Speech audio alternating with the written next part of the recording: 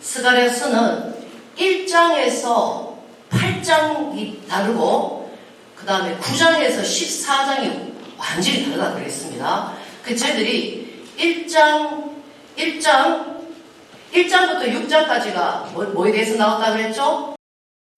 8가지 환상이 스가랴서에 나왔다 그랬어요. 그리고 스가랴서의 7장과 8장은 뭐라고 말씀을 드렸죠?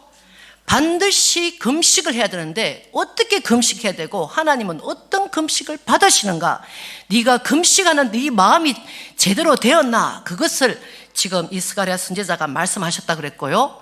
그 다음에 스가랴서가 8장으로 완전히, 이거는 8장은 그 소망이에요. 희망이고, 너희들이 70년 동안 바벨론을 갔지만, 그리고 20년 동안, 그 당시는 16년 동안 성전을 만들려다가 성전 만들지 못했지만 힘을 내라. 그래서 스가랴서는 힘을 내라고 하는 그와 같은, 그래서 뒤에서 바람을 막 이렇게 넣어주는 것이 스가랴서 1장부터 8장이에요. 근데 9장에서는, 스가랴서에서는 마치 이사야와 다니엘과 같이 선지자로서 예수님에 대한 예언이 스가랴서에 굉장히 많이 나온다고 말씀을 드렸습니다.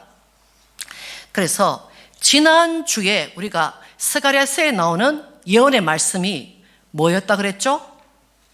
자, 지난주 거 한번 읽어봅니다. 2번, 평화의 왕, 나귀를 탄 메시아. 반드시 하나님께서 메시아를 보내는데 너희들이 알아볼 수 있어. 야, 늠름한 말을 타고 올 거야. 아니면 큰 낙타를 타고 올 거야. 아니면 인도 같으면 코끼리를 타고 올 거야.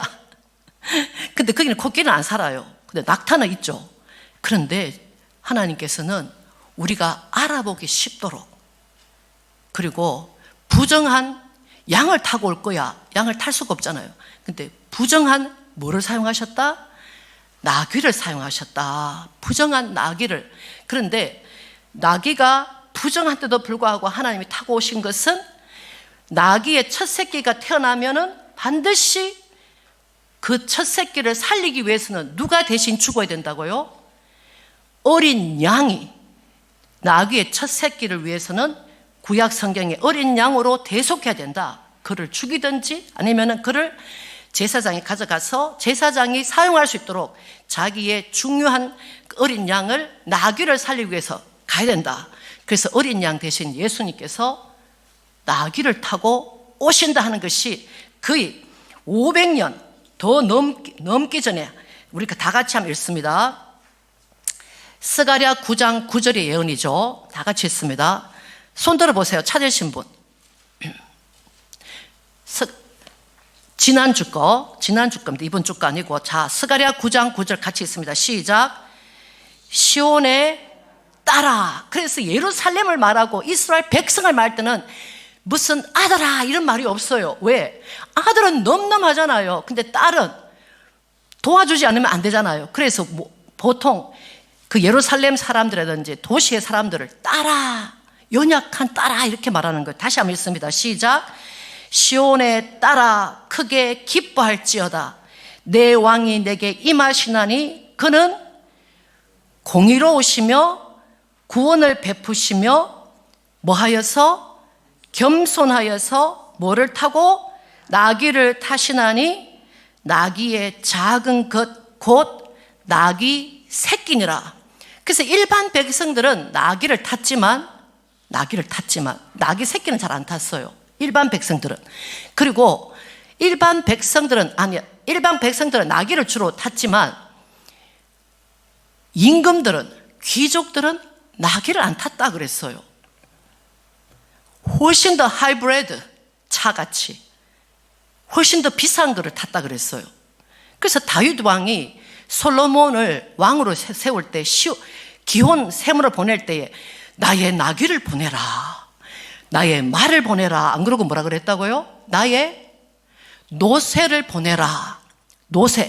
노새는 나귀의 아버지의 강건한 힘과 그리고 말의 그 빠른, 그리고 덩치가 큰 암말과 노새의 아버지가 나귀 아버지가 만나서 뭐가 나온다고요? 노새가 나와요. 근데 반대로 나귀가 엄마고 말이 아빠야. 그러면 버새라 그래요. 근데 버새는 힘을 잘 못 쓰기 때문에 잘 안 만들어요. 그래서 그 당시에는 재산이 있는 사람들은 다 뭘 탔다? 노새를 탔다.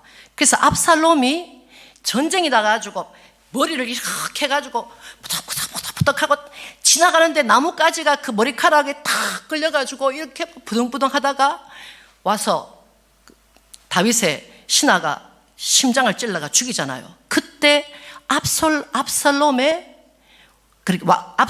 왕자가 탄 것이 뭐다? 나귀다? 노새다. 근데 예수님은 노새를 타고 오신 것이 아니고 나귀를 타셨는데도 어린 나귀를 타고 오신다 하는 것이 바로 스가랴 9장 9절의 말씀입니다. 이게 바로 지난주까지고요. 오늘 잠깐 기도하시겠습니다. 하나님, 저희들이 말씀을 전하고 들을 때에 절대로 사기관들과 같이 지식만 늘지 않도록 축복하여 주시옵소서. 말씀을 전하는 자도 지식으로 전하지 말게 하시고 말씀을 듣는 자도 지식으로 받는 것이 아니라 하나님의 마음을 깨달아 알 수 있는 귀한 시간 될 수 있도록 하나님께서 도와주시옵소서. 감사하고 우리 주님 예수님 이름으로 기도했습니다. 아멘. 그래서 오늘 내드린 것은 스가랴 11장을 하는데, 자, 지난주가 스가랴 9장 9절이었어요. 9장 9절. 그러면 10장도 돼야 되잖아요. 자, 그러면 10장을 짧게 한번 제가 넘어가겠습니다. 자, 10장 1절. 10장 1절. 자, 정교님 마이크를 조금 잡으시고 한번 서정겸 읽어봐 주실래요? 스가랴서 10장 몇 절요? 1절 말씀입니다.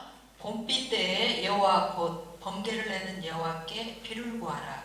우리에게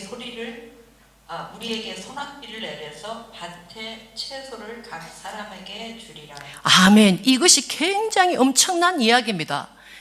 스가랴서에서 9장 9절에서 내가 메시아 나의 아들을 보낼 거야 그러시면서도 하시는 말씀이 너는 반드시 구해야 한다.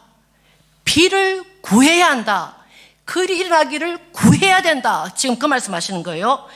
봄비 때에 이스라엘은 비가 두 번 와요. 첫 번째는 이른 비라 해가지고 가을에 오는 비, 그거는 이제 농사에 이렇게 씨앗을 뿌리고 할 때 필요한 것을 이른 비라 그러고, 늦은 비라고 하는 것은 봄에 오는 비를 늦은 비, 다른 말로 늦은 비는 이꼴 뭐다? 봄비다. 봄비 때에 누가 여호와 곧 무엇을 비가 오도록 뭐를 내는 분? 번개를 내는 분. 하나님께서 제대로 알아라는 거예요. 세상 만물을 만드신 그 하나님 앞에 봄비를 만들고, 그리고 봄비를 만들기 위해서 번개를 내시는 여호와께 누구에게 구해야 될지를 처음에는 알아라. 그 이야기가 나오는 거예요. 뭐를 구하라? 비를 구하라. 저를 보십시오. 왜 비를 구하라냐? 그러면은 다른 나라보다도 이스라엘은 거기 갈릴리 호수에 요단강 하나가 있고 사용하지 못하는 물 사해밖에 없어요. 그래서 물이 농사를 짓기 위해서는 오직 어디를 바라봐야 된다? 하늘을 바라봐야 되는 거예요. 뭐 비가 오면 오고 말면 말고 이것이 아니고 너 물이 부족하지. 나일강은 애굽 인간의 모든 4대 문명지, 3대 문명지들은 전부 다 강을 중심으로 큰 강을, 유프라테스, 티그리스, 이런 강이, 엄청난 강을 중심으로 이 모든 문명이 만들어지잖아요. 애굽도 나일 강을 중심으로 한번 강에서 홍수가 오고 쫙 하면 퇴적층이 탁 쌓여서 농사 지으면서 탁 나니까 그렇게 기도 안 해도 되는데, 이스라엘은 조그만 요단강 하나밖에 없었다. 그래서 하나님께서 너는 비를 구해라. 그러면서 하시는 말씀이 무리에게 그러면 소낙비를 주시겠다. 풍년을 주시겠다. 그러면서 밭의 채소를 각각의 사람에게 주리라. 하나님과 우리와의 관계가 아니고 각자가 기도했을 때에 하나님께서 각자에게 주시는 은혜가 다르다는 걸 말해요. 각자에게 비를 주신다는 걸 말하고 있는 것입니다. 오사가님, 우리 두 분 집사님 스가랴서 좀 찾아주시겠습니까? 자, 그래서 이 10장 1절은 하나님을 의지해라. 다른 말로 하나님의 은혜를 구해라. 오늘 권사님 영상 한번 돌아봐 주시겠습니까? 영상 틀 동안에 우리가 2절 읽습니다. 근데 사람들이 준비가 됐네요. 한번 들어보시겠습니다.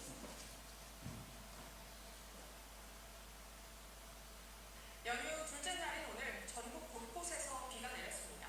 특히 2달 넘게 심각한 가뭄이 이어졌던 경남 지역 농민들은 생명과 바꾸는 비가 내렸다며 한숨을 돌렸습니다. 나흘간 계속됐던 국가소방동원령도 해제됐습니다. 장민성 기자입니다. 바닥이 드러났던 저수지에 물이 차오르고 폭염과 가뭄으로 말라있던 밭고랑에 구름덩이가 생겼습니다. 지난 6월 가뭄 관심 단계에 접어든 뒤 2달 넘게 극심하게 메말랐던 경남 밀양에 모처럼 반가운 비가 내렸습니다. 이번에 지금 이 비가 사람 생명하고 바꿔주는 비가요. 이렇게 가뭄이 돼 있었습니다. 아유, 첫째 내가 지금 67살인데 이런 일이 없었어요. 바짝 말라있던 당근밭에도 붉은 빗줄기가 쏟아집니다. 극한 폭염에 한 달 넘게 비까지 오지 않으면서 애를 태웠던 농민도 한시를 놓았습니다. 비가 너무 안 와가지고 뭐 밤잠 펼쳐가면서 이제 답답하긴 했는데 그나마 좀 비가 좀 와줬으니 그나마 좀 다행입니다. 이번 비는 2달 넘게 이어진 전국적 가뭄이 해소됐는데 다소 도움이 될 전망입니다. 그간 가뭄이 극심했던 경남 밀양에만 오늘 하루 57mm의 비가 내린 걸로 관측됐습니다. 밀양을 비롯해 거제, 의령, 함안, 창녕과 울산 울주군 등 6곳은 그간 농업용수 저수율이 평년 대비 40%에도 못 미쳐 가뭄 심각 단계로 분류됐습니다. 가뭄 피해를 막기 위해 경기, 강원 지역 소방 차량까지 급수 지원에 동원됐었는데 나흘간 계속됐던 국가소방 동원령도 이번 비 소식과 함께 어제 저녁 모두 해제됐습니다.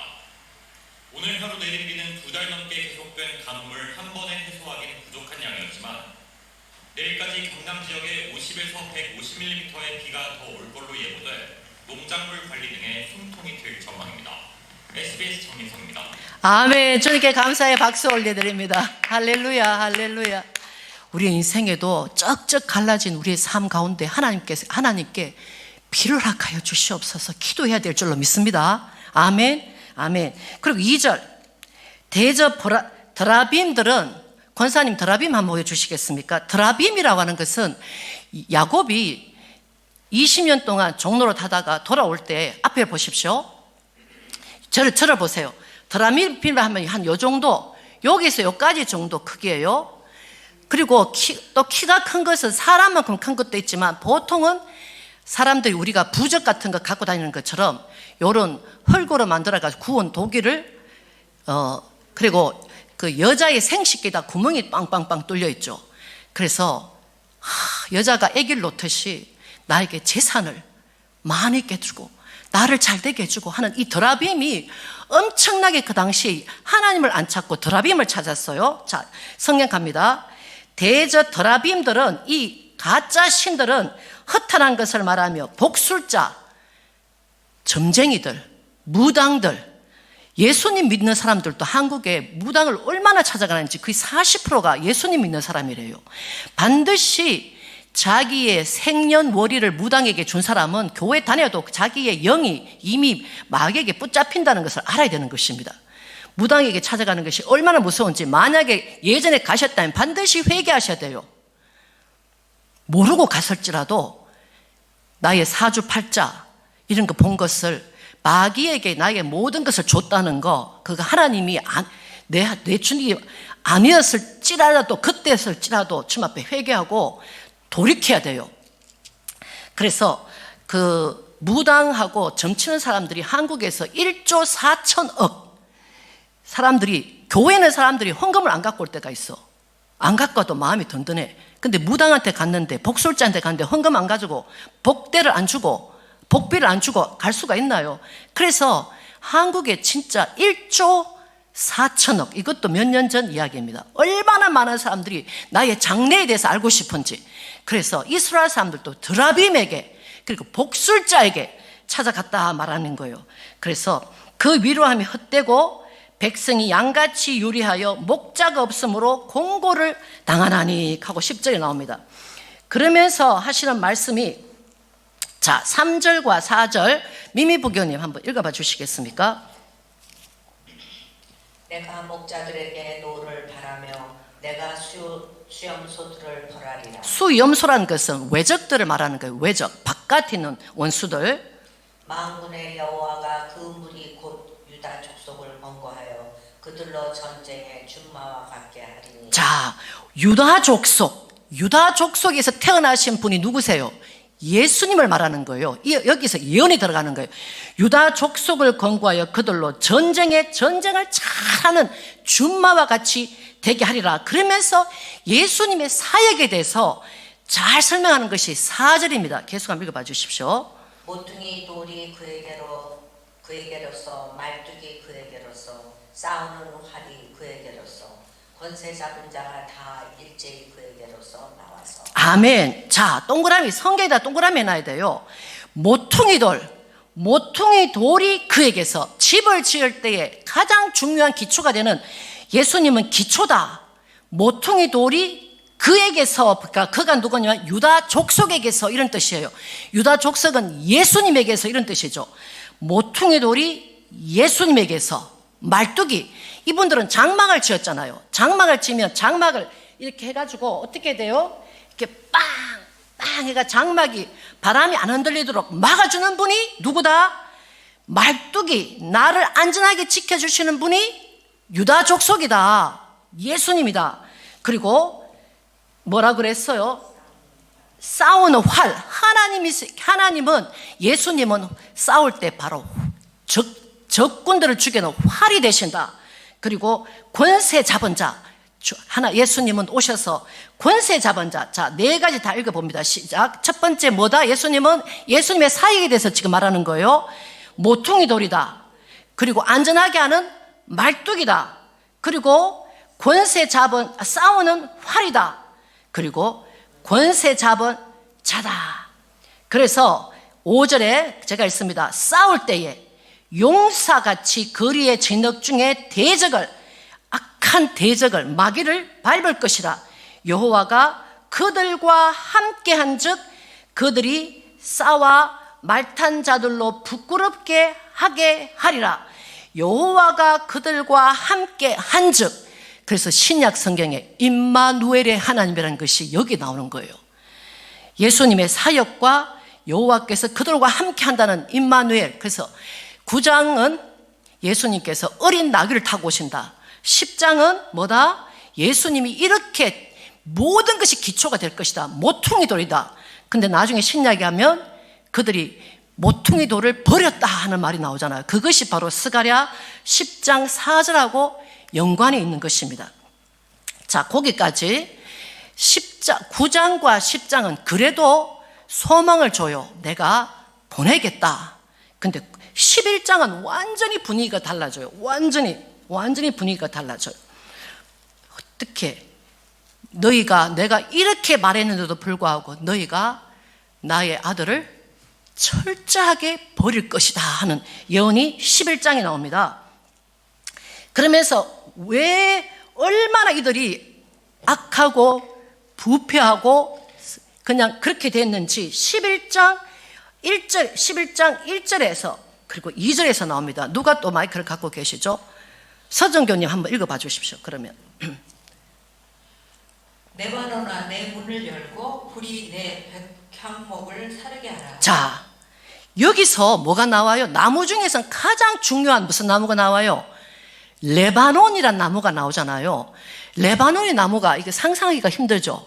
그러면 레드우드 나무를 생각하면 돼요. 레드우드 추리 있잖아요. 큰 거. 백향목이 레바논에 있는 백향목이 엄청났기 때문에 이스라엘은 백향목이 없어요. 그래서 레바논에서 백향목을 사다 가지고 와서 뭘 만들었어요? 백향목 이꼴 뭐예요? 성전이다. 백향목 이꼴 뭐다? 왕궁이다.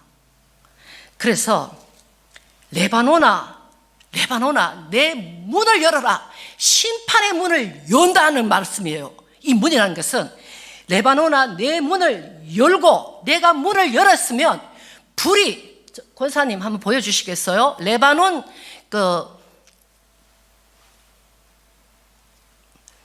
불, 여기가 나무예요. 이거 나무는 작지만 레바논 나무다. 또 하나 보십시오.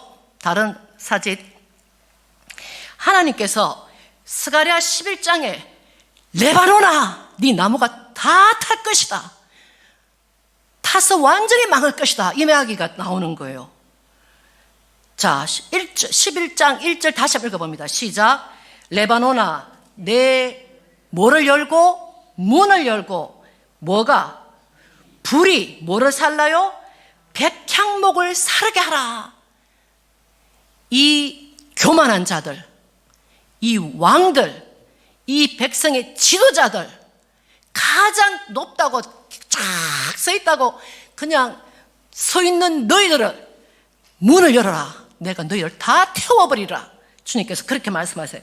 왜냐하면 드라빔 같은 거를 더 하나님을 안 찾고 이 우상들을 더 찾으신 거예요. 그래서 10장에서 11장 넘어가는 거는 1초 만에 넘어가죠. 그러나 쓰여진 것은 이게 수십 년 뒤에 쓰여지는 거예요.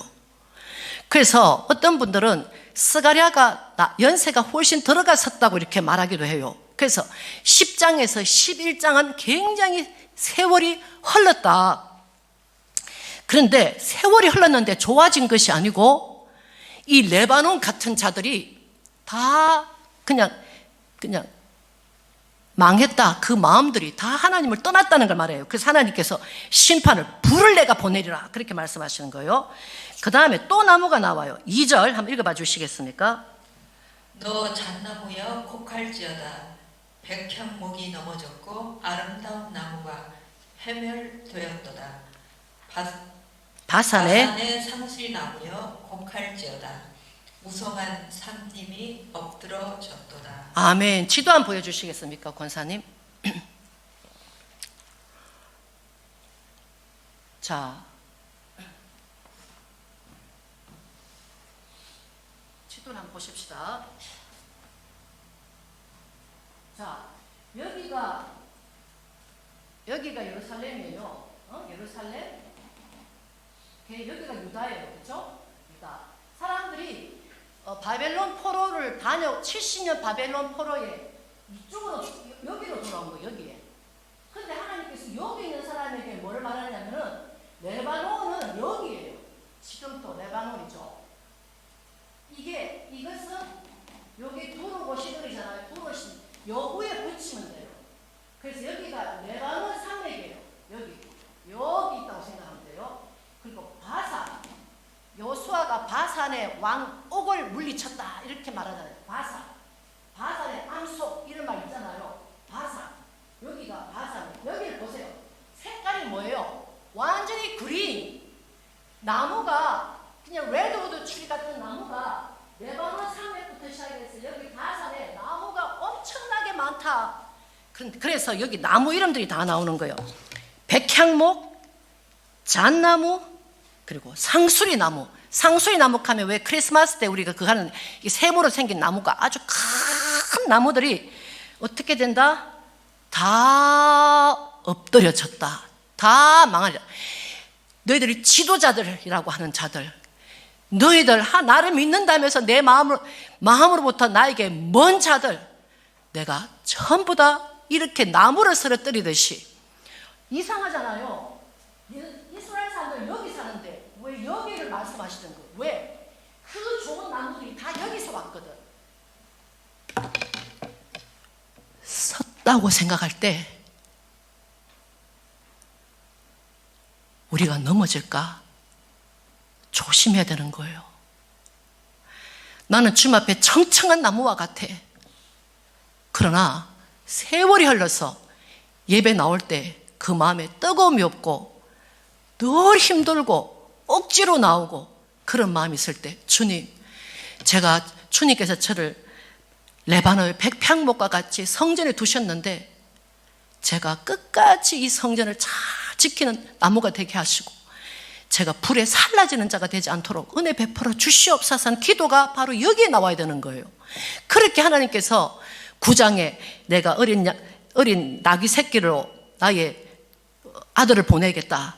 그리고 모퉁이 돌과 같이 그가 사역할 건다. 근데 세월이 흘러서 모든 사람들이 다 주님을 거부하기 시작하니까 하나님께서 그 엄청난 나무들을 다 회파시키겠다 하는 것처럼 이스라엘의 그 회파의 그 경고가 나오는 것입니다. 그러면서 스가랴서 11장은 유명한 선한 목자에 대해서 나오고 그 다음에 악한 목자에서, 그래서 신약에 가면 선한 목자와 악한 목자가 나오잖아요. 근데 여기서 선한 목자가 나와요. 자, 이거 한번 보시겠습니다. 제가 나눠드린 거. 자, 첫 번째 페이지 한번 보십시다. 첫 번째 페이지. 9장은 뭘 말한다고요? 오심의 태도에 대해서. 무슨 왕으로 오신다? 겸손한 왕으로 오신다. 그 다음에 10장은 뭐다? 사역의 본질로 구원과 능력이신 목자시다. 그 다음에 지금 우리가 말하는 11장은 뭘 말해요? 세상의 반응, 이스라엘 믿는 자들의 반응이 뭐다? 거절과 헐값의 대우를 한다. 하나님이 귀하신 분을 보내셨는데도 그를 거절하고 헐값에 파신다. 그러면서 여기 보시면 우리 탁정옥 권사님 마이크 있으시나요? 2페이지 제일 위에 줄 한번 5줄 한번 읽어봐 주시겠습니까?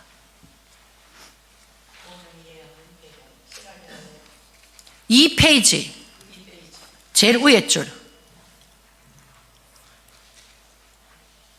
이렇게 은혜의 능력으로 오신 참된 목자를 향해 세상이 어떻게 반응했는지를 분노합니다. 백성들은 그분의 사랑을 저버리고 은 30개라는 가장 비천한 노예의 값으로 메시아를 후려쳤으며 그 결과 예수님께서는 세상으로부터 극심한 버림받음과 조롱을 당하며 십자가의 길로 나가게 됩니다. 아멘. 다 같이 여러분 성경 한번 보십시오. 11장 12절과 13절.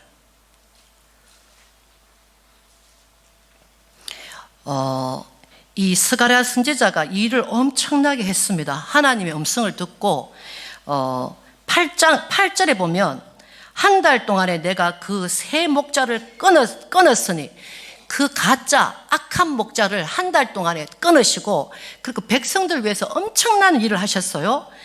그러셨는데도 불구하고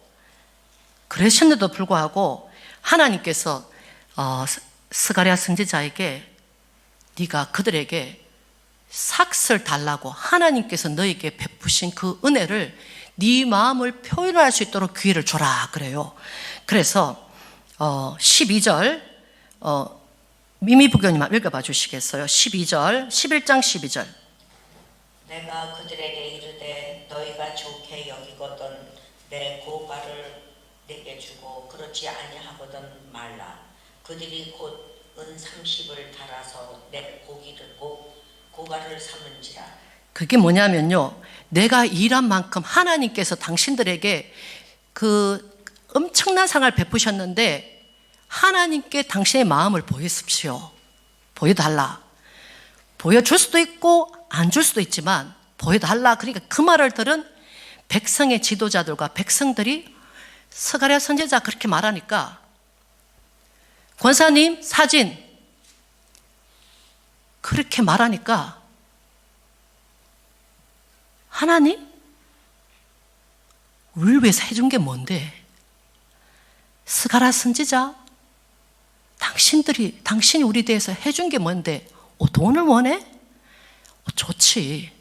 내가 은 30전을 주겠다.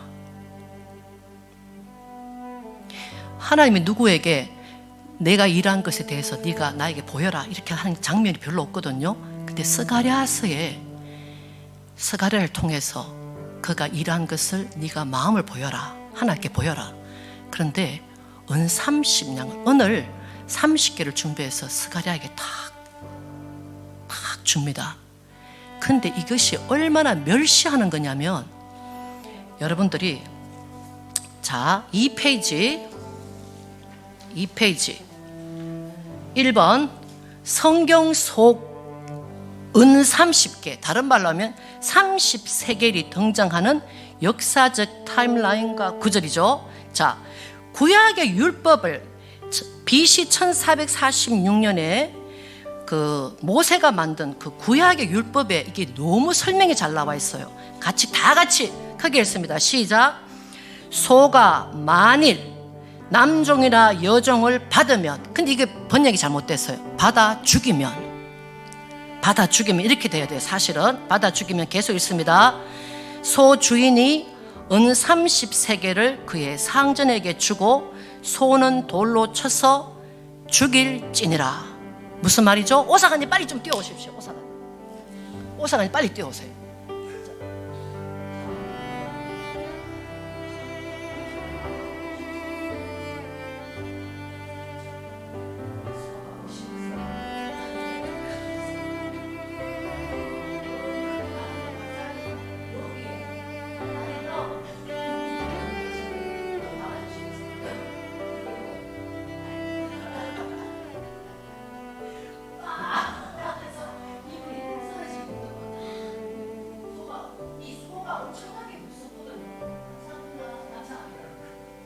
이렇게 해서 미미부교님 돌아가세요. 근데 미미부교님이 자유인이면 돈이 엄청나 비싸요. 자유인을 죽이면은 이 소도 죽고 그 소의 주인도 죽여요. 무슨 말씀인지 아시겠어요?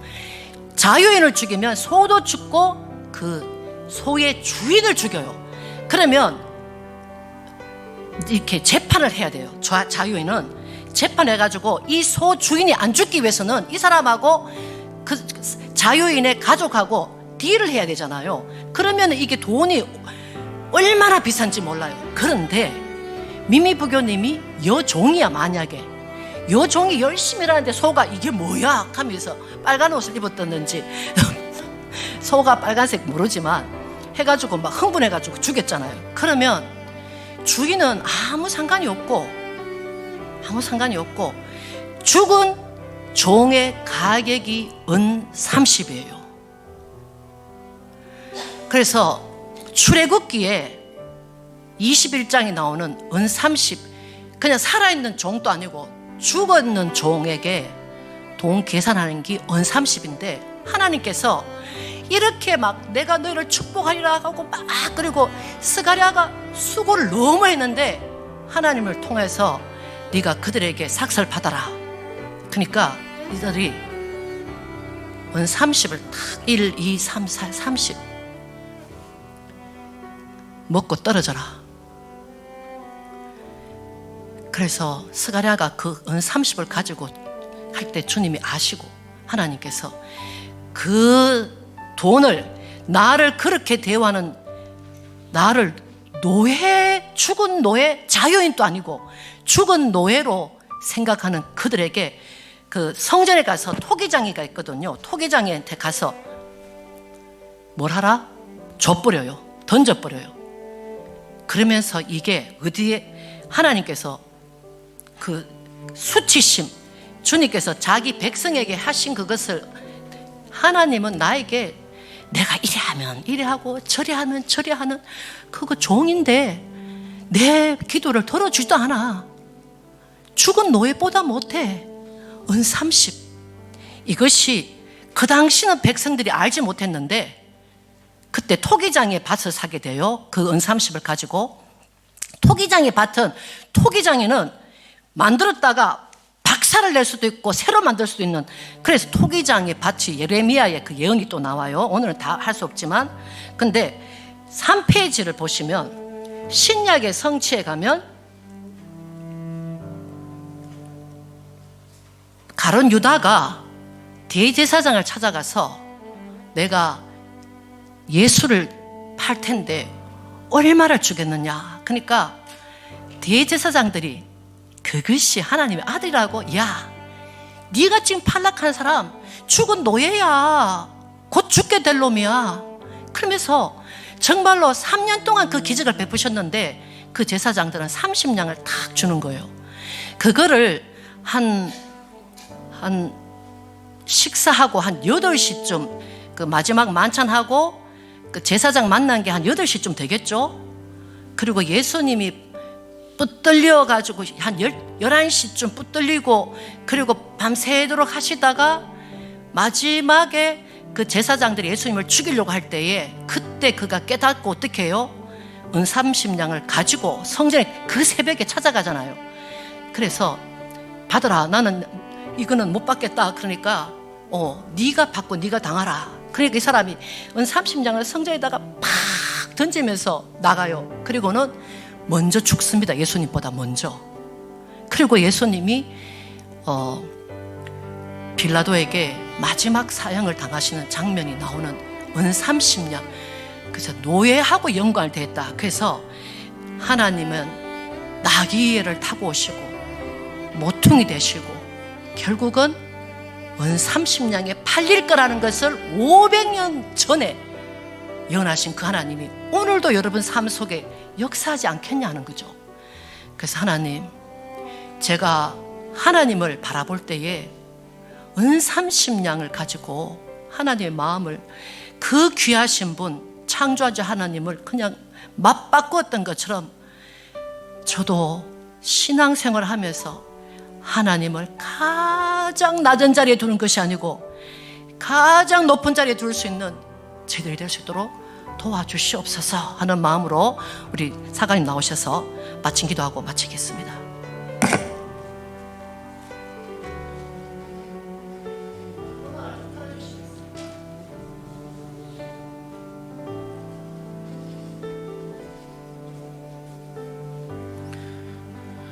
제가 한국말이 조금 서툴어서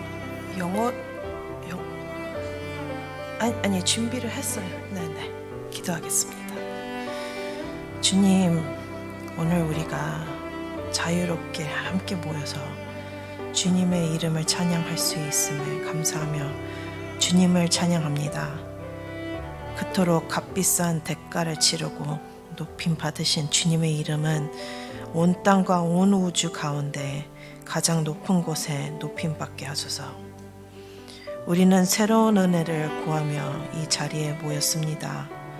주의 축복이 주님의 임재를 대신하는 것처럼 여기며 속지 않게 하시고 오직 주님의 임재를 구하게 하소서. 생명은 주님 안에, 오직 주님 안에 있습니다. 그러므로 주님의 손에 무엇이 들려 있는지를 바라보기보다 주님의 얼굴을 향해 우리의 눈을 들게 하소서. 주님을 향한 우리의 믿음과 사랑을 더욱 깊게 하소서. 우리가 골짜기에서 주님을 찾았던 것처럼 산 위에서도 주님을 더욱 간절히 찾게 하소서. 우리가 기대하는 것 그 너머로, 우리가 익숙하게 알고 있는 것 그 너머로 나에게 함께 해 주시옵소서. 오직 주님만이 우리를 참으로 만족하게 하시며 오직 주님만이 우리를 안전하게 지키시는 분이시기 때문입니다. 우리가 주님께 예물을 드리지만 그보다 더 귀한 우리의 마음을 주님께 드립니다. 우리의 모든 것이 주님의 눈앞에 기쁨이 되게 하소서. 성령과 진리로 거룩한 예배 가운데로 우리를 인도하여 주시옵소서. 예수님의 이름으로 기도했습니다. 아멘.